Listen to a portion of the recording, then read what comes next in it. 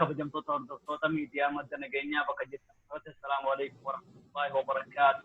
Jecha guyyaa har'aa keessummaa addaa qabannee isiniif dhiyaannee jirra. Keessummaan keenya guyyaa har'aadhaa Ibrahim Ahmad yookaan Ibrahim Wallootiin beekama.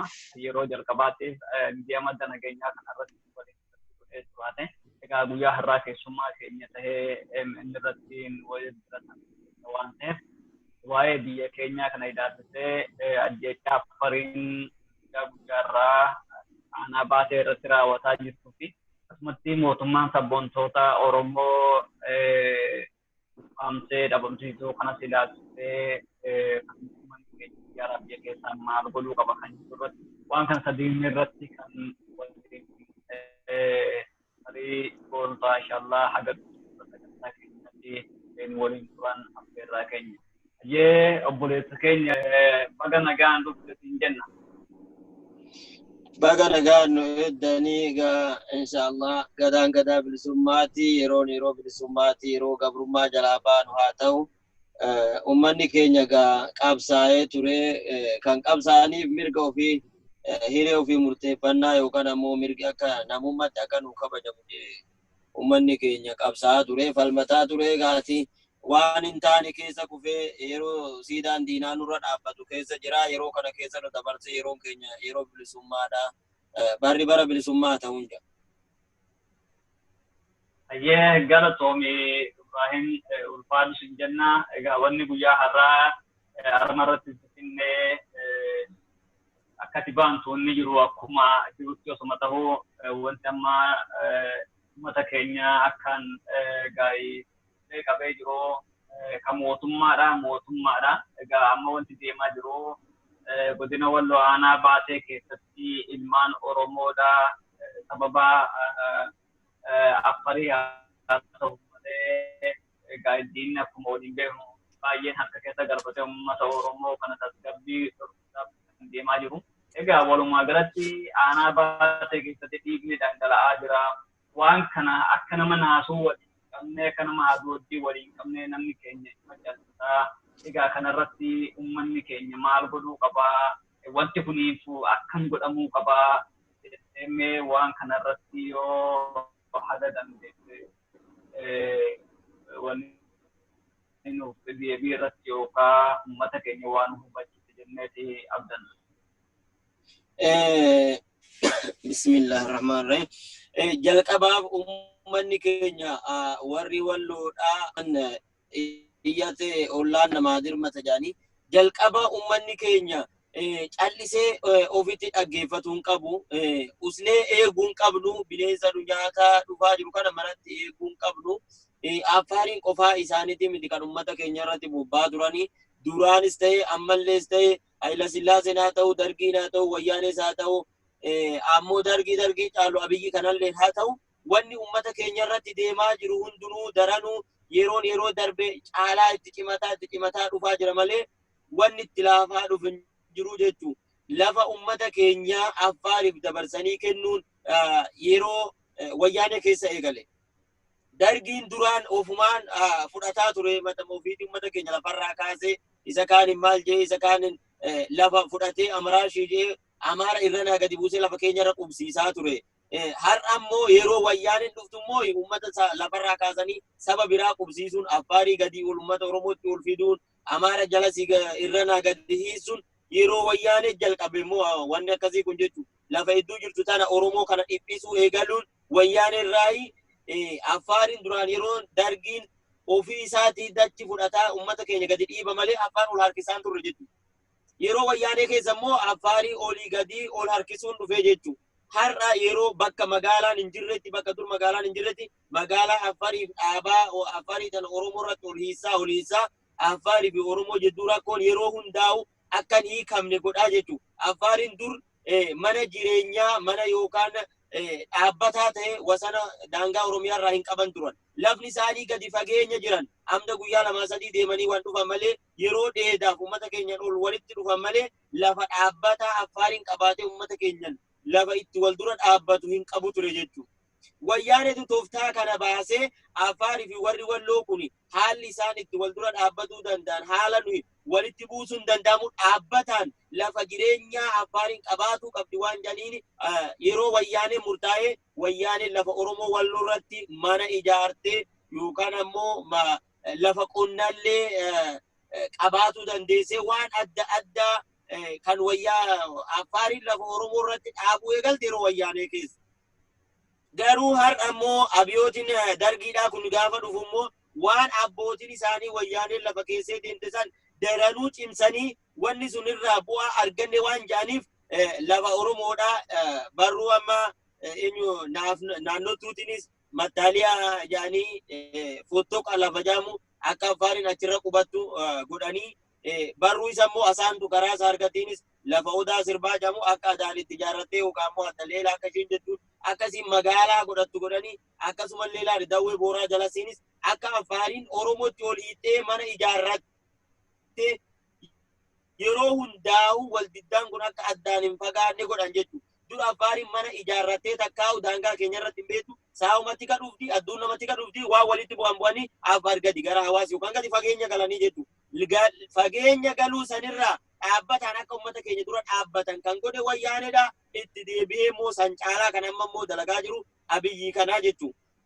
Kanaaf warra uummanni keenya wanni du'aa jiruuf lafa isaatii fi akka weeniin gogaa ofiitiif moo du'ooti kan jaansan uummanni keenya lafa isaatiif du'aa jira, biyya isaatiif du'aa jira, biyya isaa kanaaf, lafa isaa kanaaf, uummata isaa kanaaf wanni godhuu qabnu takka takkaan osoo nu jeesanuu callifnee eeguun namoota quuqama sabaa qaban, namoota diina dhufe uummata kanarraa lolanii irraa baasan jedhan, nama dheessee ba'u, nama immoo lolee dhowwatu, nama quuqamtii sabaa qabu kana kee deemanii takka takkaan jarri kun osoo hidhatti guuraa jiranuu yoo kan callifnu taate ummanni keenya kan dur caalaa miidhaan uummata Walloo kanarra ga'uuf deema. Har'a osoo ammoo ummanni keenya rasaasa Afaariin dhumaa jiru naftanyoonni immoo Afaariin wajjin wal cinaa dhaabbattee uummata keenya irratti osoo duulaa jiranuu osoo ijaan agarruu taa'uun daranuu biyyattii san keessaa jireenya akka hin jiraanne waan ta'amutu nutti adeemaa jira. Biyya san irra jiraatuudhaaf biyya san irratti abbaa biyyummallee hafee akka namni nama tokkotti akkuma namummaatti biyya san irratti jiraatuuf mirgi namoomaa nuuf kabajamu ofirraa faccisuu qabna. Waan san ofirraa faccisuuf namni tokko qophaan deemee wanni dhufu hin jiru. Wal taanee tokko taanee akkuma duraan ofirraa dura dhaabbannu san har'aas dura dhaabbatuu qabna. Wanni uummata keenyaaf dhaabnu uummanni Afaariidhaa. Asirratti sin qaba mee itti deebina itti fufta jedhumaanii waa yaadachiisuu barbaada. Akkuma uummanni keenya ofirraa ittisuu qaba, ofirraa fancisuu qaba waan kana jette sirriidha. Karaan ittiin ofirraa dhoof kan baay'eedha yoo yaadatu. Magaalaan baateedha madda galii Itoophiyaadha jechuu dandeenya. Madda galii Itoophiyaa jechuu dandeenya. Yoo yaadatte yoo beekamu baatee keessan Jabuutiirraa wanti deemu baatee keessan deema. Madda galii biyya Itoophiyaa kana jechuu dandeenya. Mee uummanni keenya qawwees ta'ee akka galiin sun yoo kan uummanni sun hin kabajamne galiin achirraa dabree biyyattii sana sooru huni ta'ee akka uummanni keenya tarkaanfii fudhatee waan san dhaabsisee mootummaan kun akka xiyyeeffannoo uummata kanaaf kennu uummanni keenya kanas itti dabaliiti irraa faccisuu qaban isa jedhu kanas itti dabaliiti qawwee qofaanisii miti karaan hedduu jira. Kenya konkolaataan tireellaan gurguddaan Jabuutiirraa gara naannoo gara achirraan dabra. Kana namoonni biyya ka jechuun baateen madda galii biyya Itoophiyaa. Kanarratti mee maal gochuu kanarratti waan karaa galii kanallee addaamsuus ta'e. Galatoomi kanarratti waan hubatuu qabnu wama Oromiyaa keessatti dalagamu abbaa qabeenyaa Oromoodhaa akka Oromoon qabeenyaan horanne akkuma Oromiyaa san irratti dalagamu biyya keenya irratti hanga har'aa Walloo baatee keessan daandii Jabuutiin bahee akkanatti deemu kana abbaan qabeenyaa Walloo san keessatti Amaara qophaa jedhu. Odumaa lafti teenya tuni lafta galii taatu osumaa wanni qabeenya addaa biyya keenya irraan galu Walloo keessatti Oromoon tokkichi abbaa qabeenyaa ta'ee qabeenya horatee biyya Walloo san gubbaa jiraatee jiru hin jiru. Tokkichuma jira ture sunuhu ari'amee Finfinneetti galee Umar Aliyyee suni Finfinnee sanittuu qabeenyi isaa irraa fudhatame waan adda addaa irratti dalagame namni sunuu qabeenyi isaa kufee jechuudha Finfinnee jira har'a mara liyyeessu. Kanaafuu namoonni keenya abbaan qabeenyaa biyya teenya tanarratti uummanni Oromoodhaa Walloo keessatti akka lafa akkanatti galiin irraa galu kan lafa akkanatti daangaa taate lafa madda galii taate tana gubbatti namni Oromoo tokko 4-5 qabu yookaan ammoo qabeenya takka qabu qabeenya isaatii sabni yoo rakkate uummata isaa keessan jiru jechuudha. Maaliif kuni dalagame diinaatu nurratti dalage akka uummanni asuma taanii jiru hundaanuu taate kanaaf uummanni biyya kana keessaa bahu karaan nurraa malee itti amma jumrukiin baatee kanaan seenu eessatti kombolchatti wanni qaraxamulleen wanni waa hunda dalagamulleen kombolchatti jechuudha. Silaa akka ta'u qabutti kamiseetti yookaan baatematti ta'u qaba ture jechuudha. Maali?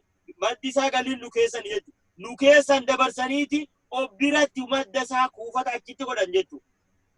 Kanaaf uummanni keenya kun yookaan barreenyama yookaan hula eegduu warri Walloo kun akkuma waan Afaarirraa gara Jabuutirraa waan gadi dhufu kana oluma dabarsuu fi gad dabarsuu hulaa eeguu malee keessatti akka qoodan qaban qabeenya keessattis akka warri Walloo qabeenya horan kanaaf akka tiffattuma qophaa taanee jireenya keenya Afaaruma kanaan wal lolaa jiraannu Afaar kanallee ammoo akka dandeenyellee ofirraa lolle yeroon turanii qawwee nurraa fuudhaa har'a qawween takkitti 100 bitamti yookaan 120 bitamti jecha 100 jechuun biyya keenya sanitti qotiyyoon 5-6 100 baaftu jechuudha. Qotiyyoon tokko ta'e 20 jechuudha. Qotiyyoon 20 yoo lakkoonne qotiyyoo 5 ta'a jechuudha. Kanaafuu waan qotiyyoon 5 itti bitamu kana meeshaa uummata keenyarraa yeroo barbaadan nama tokkorraa hiikaa jiran badii dalagee maal jeen akkasiin meeshaa uummata keenyarraa hiikanii jechuudha. Meeshaa hiikan kanallee heeraan osoo mootummatti hin galchine kaadireemti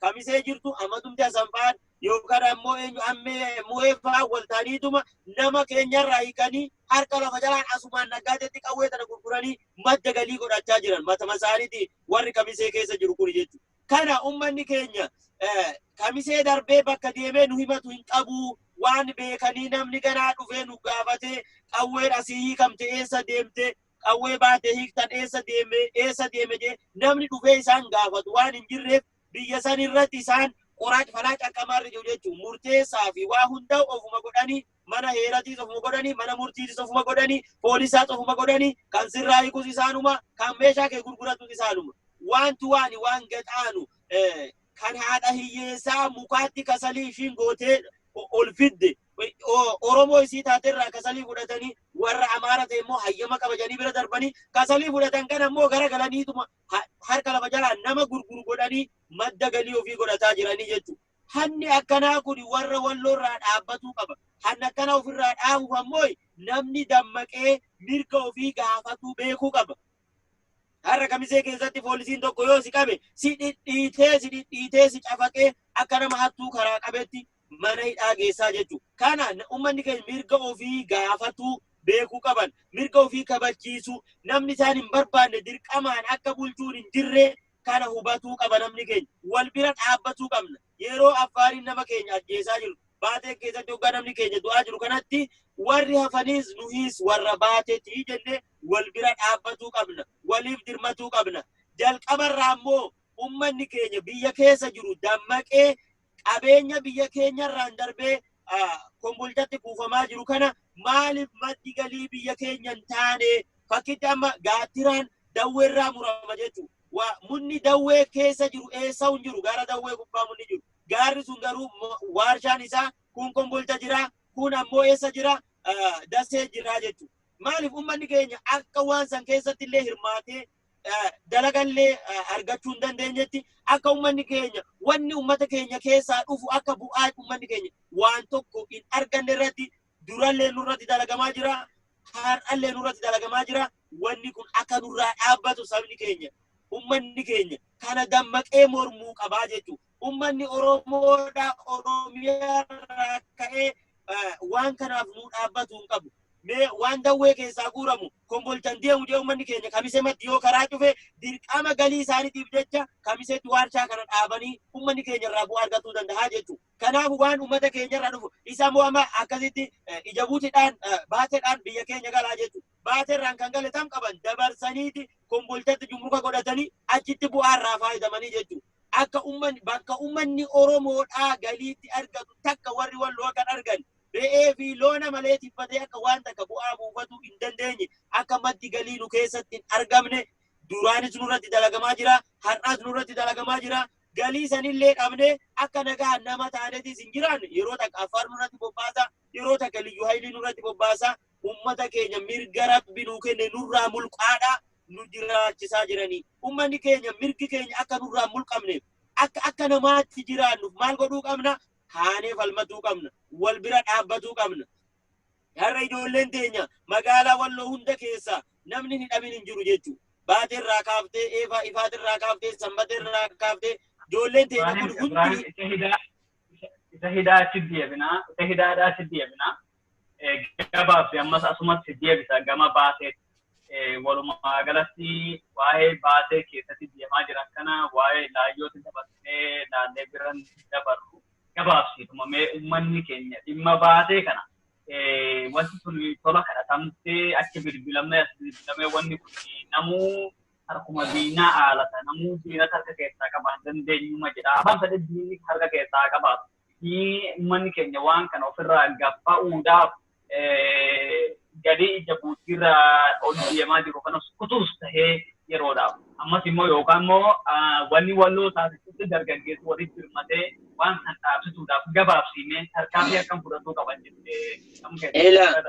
waan tokko jecha waan tokko namni waan tokko godhuuf irree qabaatuu qabdaa jechuudha. Namni akka siintan daraadaru godhuuf irree qabaatuu qabdaa jechuudha. Ameerikaa fi Ruusiyaa wal jaalatanii wal biran ta'an akka inni kunilleen irree qabu kunilleen irree qabu wal beekanii wal sodaatan. Ameerikaan Chaayinaa hanga jibbitu beekta. Hin tuttu maaliif hin tulle irree jarri qabu beekta. Ummanni keenya irree horatuu qaba. Jalqaba akka namni si kabaju irree horatuu qabda. Irree horatuu jechuun maali? Karaa kana cufuuf jalqaba wal ijaaraa asumatti wanni kun dalagamuu qaba osoo jee har'a Oromoo walloo keessa abbaan qabeenyaa abbaan miliyaaraa yoggaa sabni keenya afaarii mana irraa gubde yoggaa namni keenya liyyuu hayliin mana isaanii irraa barbadeesse namni abbaan qabeenyaa tokko nu bira dhaabbatu hin dhabamu akka dinquu dayyaasaa Oromiyaa keessaaf amma uummata Oromootiif jiru warra wallootiif namni nu bira dhaabbatee namni imimmaan nurraa haqu haadha yatiimaa kuma dhibba takka kuma shantam silaa namni gargaarsa kennu walloo keessaa hin dhabamu ture jechuudha. Wanni kun dhabameef maali? Galii nu keessan galtu kana nurraan dabarsuu malee nurratti biyya nu keessatti wanni tokko dalagamuu dhabuudhaaf warri walloodha waarshaan tokkittiin waarshaan takkattiin warri walloodha eegaa ifaatirraa kaaftee baateen guutuu kana keessatti waarshaan tokkitti namni 10 keessa dalagu walloo keessa jiru jechuudha. Ummanni Oromoo walloo akkanumaan jirra. Ila fakkiin siinii maaliif jennaan waan kana dura dhaabbatuuf irree qabaatu nu barbaachisa. Irree qabaatuufis waan biyya keenya jiru kanas beekuu nu barbaachisa. Amma tarkaanfii atattama fudhatu nu barbaachisu. Makiinaan ija buutirraan deemu kuni borurraa eegalee iftaanirraa eegalee darbuun qabu hanga gaafiin uummata keenyaa deebi'u. Uummanni keenya waan barbaadu hanga argatutti dura dhaabbatuu qaban hanga dhumaatti silaa akka naanuu du'aa jirani. Afaaruu isaan fixaa jirti. Eega dooti du'a taate du'a seenaa qabdu.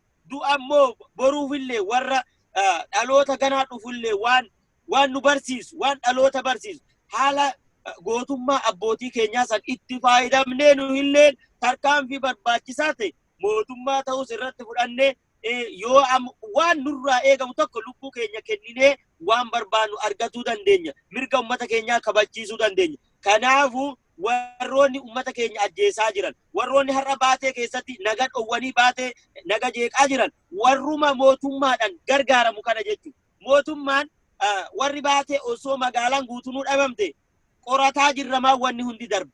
Unkaan waan warroota aangoo qaban kan Finfinnee keessatti dhumanii sagarree jirraa jechuudha. Warra naannoo Amaaraatti dhuman agarree jirraa jechuudha. Qorataa jirraa malee abaluutu ajjeesee agarre.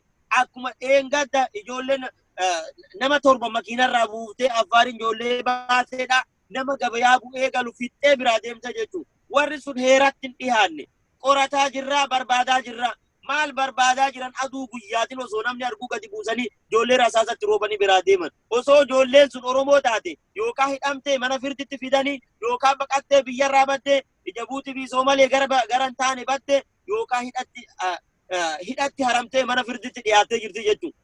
Garuu mirgi Affaariin achitti qabdu waan Amaarri bira dhaabbattu maaliif waan isaan uummata Oromoo isaan jibban kana irraa ajjeesaa jirtu waan uummata Oromoo isaan hin barbaanne kana irraa dhabamsiisaa jirtu karaa hundaan bira dhaabbatan firdi beetiin ta'e Amaarri waan isaan barbaadan isaanii godhe akka uummanni keenya dhumu nurratti dalagaa jiranii. Kanaafuu uummanni keenya heera eegnaa yoo kan jennu taate heerri hin jiru heerri eegnu hin jiru jechuudha. Heerri ofuufuu heera inni biyya bulchu ofuufuu heera cabsaa jira. Nama heera kabajuu miti ofuufuu heera caccabsee gara barbaadetti garagalchee akka aangoo isaa tolu godhaa jira jechuudha. Warri arma gadi jiru kunis isuma achi olirraa barata. Isuma achi oliitu heera cabsaa jira. Kanilleen heera cabsuu kana ittiin gaabban jechuudha. Akka barbaadanitti nama fixuu, nama hidhuu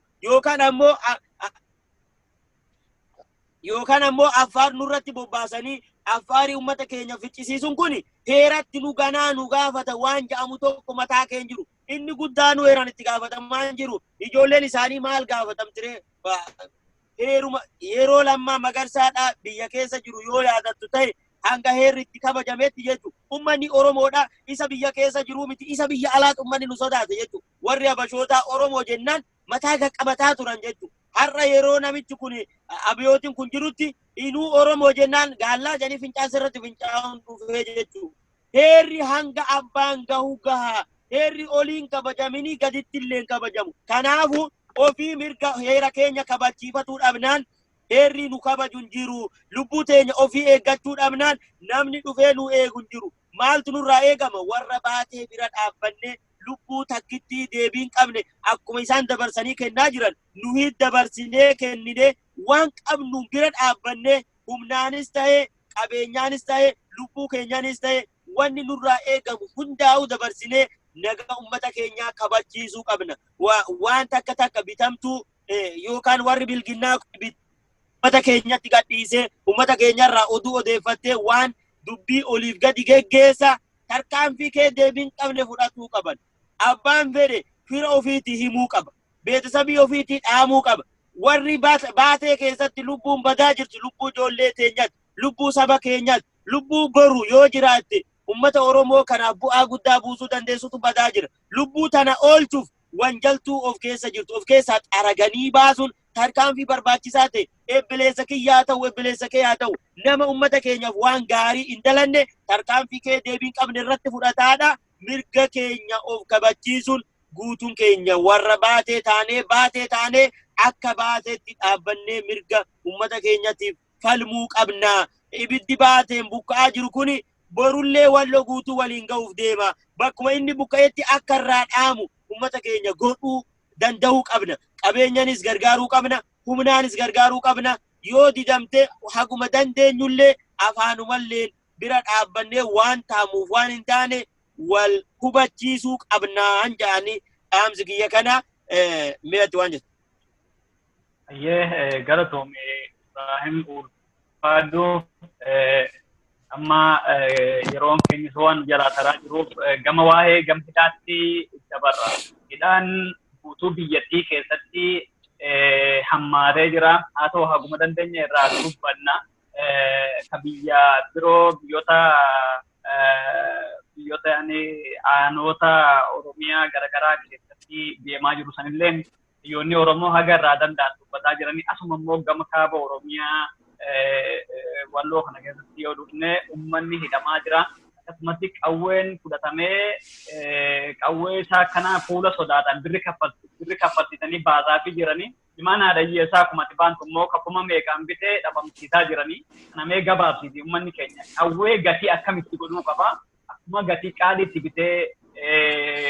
bitee baaseetti bitatan daangaa akkam yookaan callaa akkamitti godhachuu qaba qawwee ofiitti. Hidhaan yoo yaadatte har'uma kana waan ajaa'ibu obboleessi keenya tokko dhaamsa akkam jedhee dabarfate jedhee uummata Oromoo biraan naagaadhaa halkanii guyyaa sansalataan miidhaa fi harkana hidhanii rifeensa kiyya gogaanarraa haadhanii baay'ee na rakkisaa jiran jechuudha Aliyyuu Hussein.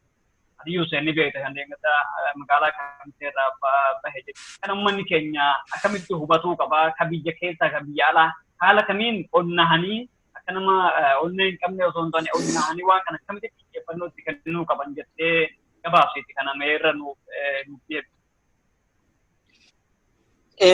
Wanniin ummata keenyallee hubachiisuu barbaadu, wanniin ammoo ummata Oromollee hubachiisuu barbaadu. Walloon kanuma nama lamaati. Ummanni Oromoo walloodha. Qabeenyuma nama lamaa taanee jirra nuyi. Amada sanii fi ammeen weenu qabeenyuma isaan lamaanii taanee jirra. Ummanni hangana ga'u kuni qabeenyuma nama lamaa taanee jirra jechuudha. Akkuma hoolaa maarreedhaa yeroo barbaadanitti qalansanii ummata keenya yeroo barbaadanitti isa barbaadanidhani. Yeroo barbaadanitti isa barbaadan qawweerraa hiikanii namoota ammoo nujjeesaa yookaan lubbuu keenya nu dhabamsiisa yookaan amayyoo keenya dhabamsiisa jedhanii maallaqa wayii kenni jedhanii qawwee deebisanii nama ammoo bakka itti nu arguun qabu jedhan qawwee isaarraa fudhatanii gurgurataa jiran kana akkuma sila sitti hime san qawwee fuudhanii osoo mootummatti kennaan jirre akka isaan gurgurataa jiran bira geenyee jirraa jechuudha. Kanaafuu ummanni keenya maal godhuu akka qabnu kana ofirraa ittisuu qabnaa kan jennu kana ummanni keenya dammaquu qaba. Ummanni keenya namni hin dhabmin hin jiru warra walloo keessa warroonni namni biyya alaa taa'ee waa barreessaa turellee Farhaan Abbaa Milkiifaa yeroo biyya alaa jirtu faallaa keenya barreessaa turte jedhaniitidhaan jechuudha. Waan tokko eefa galee jiru ofii geggeeffatu malee kan waa takka hin gadhin. Kanaafuu waan akkasitti nurratti deemaa jira. Waan san kan nurra geggeessaa jiru nama lama qophaa. Walloo keessatti nama lama qophaatu waan kana nurra geggeessaa jira. Namoota kana lamaan ummanni keenya warri walloodhaa akka kamitti akka dura dhaabbatuu qabnu maal akka godhuu qabnu mirga keenya akkamiin akka kabachiisuu qabnu hundaa'uu furmaanni isaa walii galu. Furmaanni isaa walii galu kan biyya alaa jirrus kan biyya keessa jirrus walii gallee furmaanni nu lafa kaa'uu qabnu akka ummata keenya furmaata ta'uu kan qabu jalqaba tokko ta'uudha. Lamata tarkaanfii barbaachisaa ta'e wal mari'annee walii gallee fudhatuu qabna. Isa baatee tarkaanfii fudhatamuu qaba. Warroonni hidhaa keessa jiran kana yeroo wayyaaneedha godduu namarra haadaa turan jechuudha. Adda Alfinesh qalloorraa godduu haadan jennee seenaa darbida haasaa turre jechuudha. Yeroo abiyootii kana keessatti kun ijoollee teenya godduurra haadaa jiran warra walloo keessatti qabanii hidhatti galchan jechuudha. Kanaafuu waan darbe wayyaaneen akkas dalagaa turte, wayyaaneen miila muraa turte, isaanillee miila muraa jiran. Wayyaaneen ajjeesaa turte, ajjeesaa turan. Wayyaaneen Adda Alfinesh qalloorraa godduu haadde kunoo kamisetti ijoollee teenyarraa godduu haadaa jiran. Maal adda addummaan waraabessuma yuusaa nyaatee callisee nyaate kana namoomni waraabessaan jiru akkuma nyaatamettuu nyaatamte sijjeeses si kolfaa jeeses akkuma fedhettu eega sijjeese dooti du'umaa dootee jechuudha. Dooti fira ajjeechaan firaa fi alagaa adda addummaan qabdu. Alagaan sijjeessunuma dootee firri sijjeessunuma dootee kanaafuu wanni deemaa jiru isa sanii wama darbetu ummata keenyarra deemaa jira. Inuu kan darbe caalaa ummata walloo lafa dhabamsi lafa dhowwataa jiran jechuudha. Lafarraa kaasaa jiran afaarii ol nutti halkisaa jiran afaarii lafa takka afaan irra dhufin irra qubachiisaa itti jaarrachiisaa lafa qonnaa kennaafi waan adda addaatu deemaa jira. Kana hundaa'u mirga ummata keenyaa kabachiisuudhaaf ummanni keenya tokkummaadhaan wal bira dhaabbannee wal cinaa dhaabbannee tarkaanfii barbaachisaa ta'e warroota kabisee jiru kana nama lama ta'anii ummata walloodhaa kana loon isaanii godhatanii akka fedhanitti nu gurguraa akka fedhanitti immoo isa ajjeese qorataa jirra ja'aatuma ummata keenyarraa meeshaa guuranii meeshaa isaan gurguratan kana dura dhaabbatuu qabna. Eenyuun haa dhufu meeshaa ati kuma dhibba diddama baaftee bitatti namni sirraa hiiku dhufnaan qabeenya keetiif du'u jechuun kuni wama heerri kaahee jiru jechuudha. Kitaabni keenyallee kaahee jira. Mammaata duuna maaliif wajji haaduun kan jiru. Ayyee Ibrahim galatoome ulfaadhu uummanni keenya meeshaa ofii eeggatuu qaba. Waan barbaachise hundaa kaffalee meeshaa ofii eeggatuu qaba akkasuma ulfaantu. Gaahi waa'ee aktivistoota keenya biyya alaa kana kaafna. Egaa dhugaa walitti himneeti bakka nuti gallabaahee bulla ka jedhatanii Oromoon yeroo dhugaa dubbannee uummanni keenya fakkeenya biyyoota Arabaa kana keessa jira namoonni hedduun. Kana keessa oggaa meeqaatam jiraata akka waan akka badaalee yookaan fooqa jaarratee abbaa qabeenya guddaa ta'ee tokkotti sim jedhee harka maratee ta'a jechuun rifatee Yeroo kaleessa obbaa dargiitis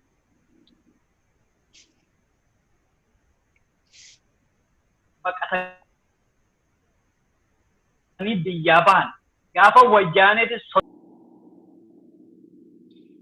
kanaafuu mee ummanni kee warri biyya alaa kun maal gumaachuufii qaba ummata keenya maal godhee akkamitti kakaasuu qaba ummanni keenya dhiiroo bakka jiran callisuuti mogolee nama cabsa malee dubbachuun mogolee nama hin cabsu nama qeequun kan jaallatanii mee waan maal godhuu qaba ummanni keenya kana gaggabaatti keessa deeme ummata keenya biyya alaa jiru kana yaadan.